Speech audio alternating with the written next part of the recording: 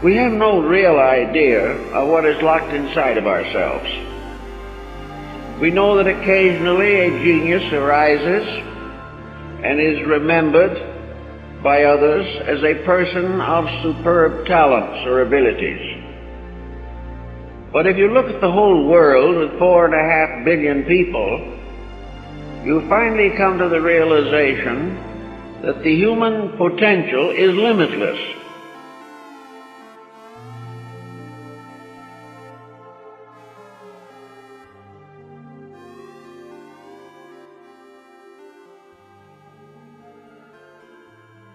Your time is now. Not tomorrow, not when the circumstances align, not when they approve or when the world makes room for you. Now, this present moment is the only moment that holds power. Everything that ever was and ever will be lives inside this now and within you. You have been waiting, haven't you?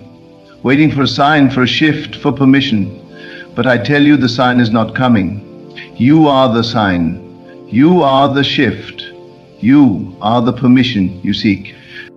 All that you desire, you already possess, if only you would dare to assume it.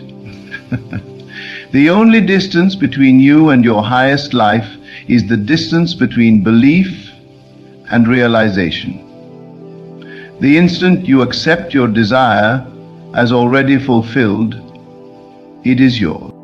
Do not look outside for evidence. Evidence will lie to you. The senses will whisper of delay, of impossibility, of lack. But imagination speaks of truth, and truth does not wait for facts. It creates them.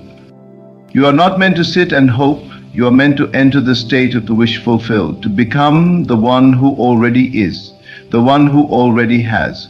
Let go of becoming as something far off. Instead, become in consciousness now.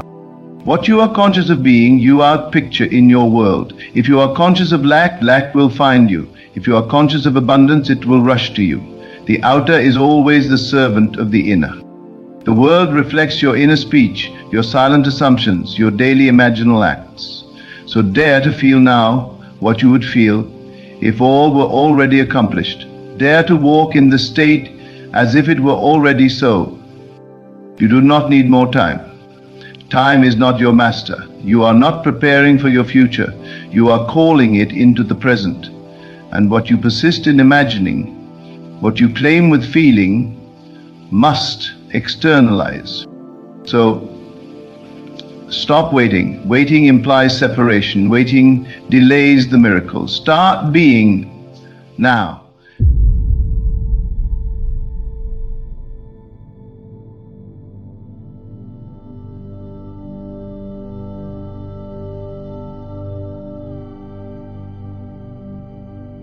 Looking over the world today, the tendency to be critical, disillusioned, or even frightened to death is strong.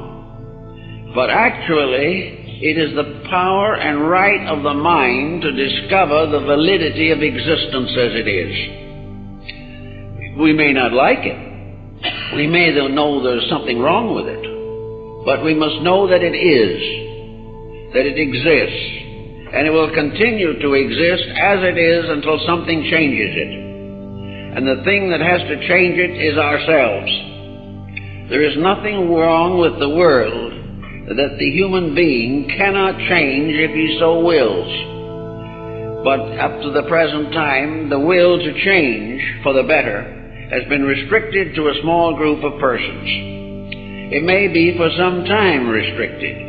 But if it is, it's still the right of every person who has a life to live, to gradually correct mistakes, even if they are socially not considered wrong. If he is aware of a better way of life than those around him, it becomes his duty to live it. Thus, the mind becomes in many ways the ruler of the material world in which we live. It administers all the rules, it creates all the laws, it signs all the treaties and documents. It also shows us the long story of our own growth through time, reveals clearly the mistakes we have made and would inspire us not to make them again. But a mind that, having seen all the mistakes of the past, continues to make them personally in his own life is not learning from the life that has been given to him. He is not improving. He is not using his time allotment. He is wasting time, failing to change his own attitudes, and drifting further and further into the morass with which we are afflicted today. So we have these levels, and all of these levels have to be worked out within the time dimension. We have a certain number of years to work as far and as continuously as we can in the direction we want to go. Now there is another dimension which becomes also very vital to us.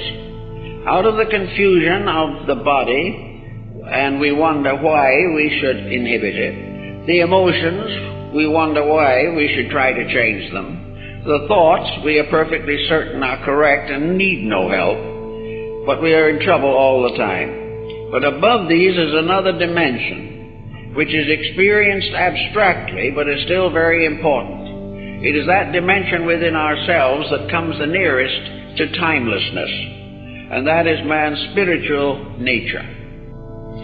So the spiritual overtone becomes the basis of consolation. It gives reason and purpose. It gives courage in times of discouragement. It gives a definite consecration to principles and to the divine plan of things. The nature of that plan, the purpose of it, and the administration of it, these have descended to us in the sacred books of the world. Every nation has had a scripture, either in the form of a book or an oral tradition, in which the will of the creating power is explored as far as the creature can trace it.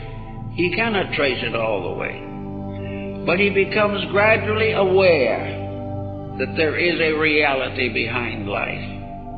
He begins to sense why it is important for him to try to be a greater person. He begins to realize that his destiny involves the development of a divine power within himself, or the release of God through his own nature. He becomes, in a sense, a cathedral builder, for he is constantly building a house for an invisible power which rules all things. The human being is here to come to the direct experience of the divine purpose. He is here to find the one consolation that can carry on through all eternity, and that's the consolation of the power of God to perfect him and all other creatures.